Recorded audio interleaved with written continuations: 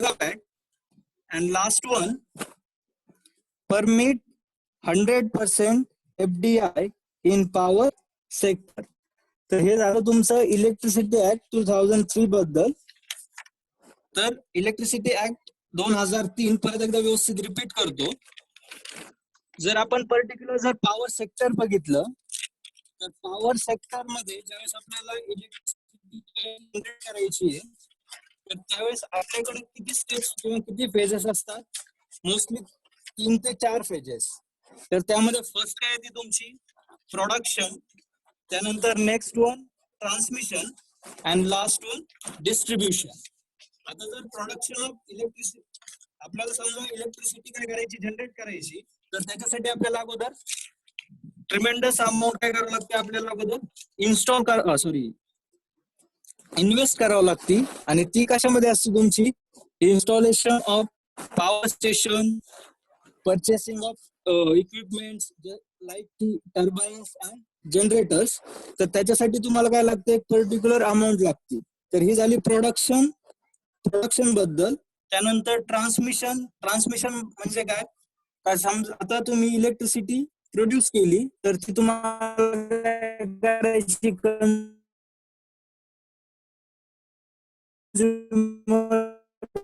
पर्यंत काय करा. आणि last point is your distribution, म्हणजे तुम्ही काय करू राहिले कंझ्युमरला ती इलेक्ट्रिसिटी त्याच्या युटिलायझेशनला त्याला देऊ राहिले. तर हे झाले मेजर 3 पॉइंट. हे सर्व होताना काय होतंय आपल्याकडे काही इश्यूज तयार होतात पॉवर सेक्टर मध्ये. ते असतात तुमच्या in the form of losses, आणि त्या लॉसेसला म्हटलं जातं टी अँड डी लॉस. आता यामधला जो काय पर्टिक्युलर टी आहे टी रेफर करतो ट्रान्समिशन लॉसला आणि तो असतो युजली आपल्या कंट्रीमध्ये 5%. त्यानंतर डी रेफर करतो डिस्ट्रीब्युशन लॉस आणि तो आहे आपल्या कंट्रीमध्ये ऑलमोस्ट 20%. तर डिस्ट्रीब्युशन लॉस मध्ये काय काय येतं? First one tampering with meter, then non payment of bills and third social behaviour. तर ह्या 3 मेजर गोष्टी आहेत का त्या कशामध्ये येतात तुमच्या डिस्ट्रीब्युशन लॉस मध्ये. तर हे जे काय पर्टिक्युलर लॉसेस आहेत हे ओव्हरकम करण्यासाठी नेक्स्ट जे काय प्रोडक्शन ऑफ इलेक्ट्रिसिटी आहे ते इन्क्रीज करण्यासाठी गव्हर्नमेंटने काय केलंय थोडक्यात इलेक्ट्रिसिटी जनरेशनचं काय केलंय प्रायव्हेटायझेशन काय केलंय स्टार्ट केलंय. आणि ते प्रायव्हेटायझेशन कशा पद्धतीने केलं पाहिजे किंवा त्याच्यामध्ये कुठल्या फॅसिलिटीज ह्या प्रायव्हेट सेक्टरला दिलेल्या आहेत. तर त्या गोष्टीच म्हणजेच काय झालं तुमचं इलेक्ट्रिक ऍक्ट 2003. आणि त्यानुसार आपल्याला काय करता येईल किंवा म्हणजे त्या ऍक्ट मध्ये काय सांगितलं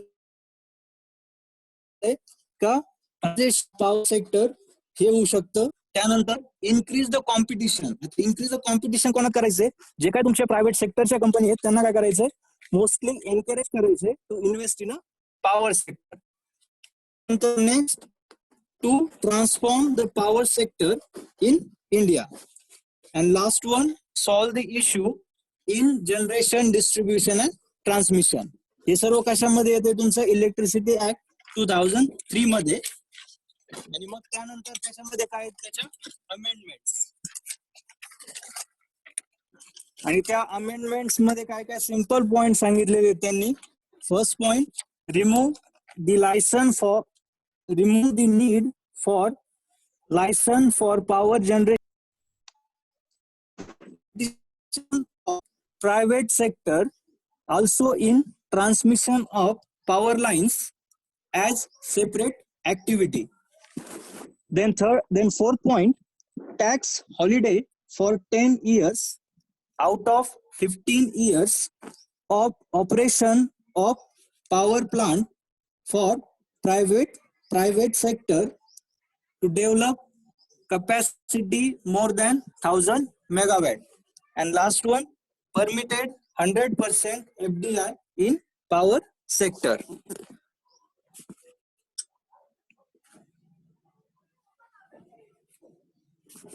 तर हे झाले आपले आजच्या लेक्चरचे 2 पॉइंट. एक होता आपला tariff in electricity and second point होता आपला इलेक्ट्रिसिटी ऍक्ट 2003. तर आता जे काय आपलं रिमेनिंग प्रॉब्लेम्स राहतील याच्यावरती आता टॅरिफ वरती आणि त्यानंतर 1-2 छोटे पॉइंट्स राहिलेले आहेत economical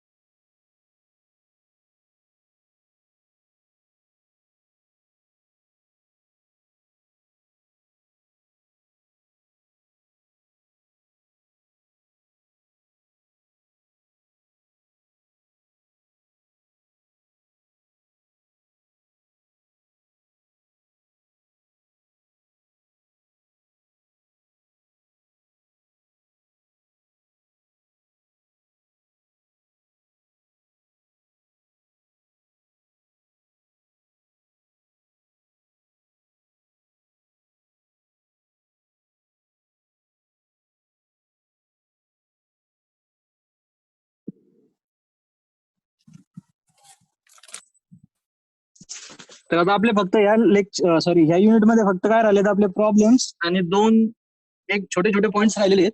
economical sharing of power plants and economical sharing of load of base load plants and peak load plants. तर आपण हे 2 पॉइंट्स आता नेक्स्ट लेक्चर मध्ये पाहू आणि मग याच्यावर राहतील फक्त आपले प्रॉब्लेम्स.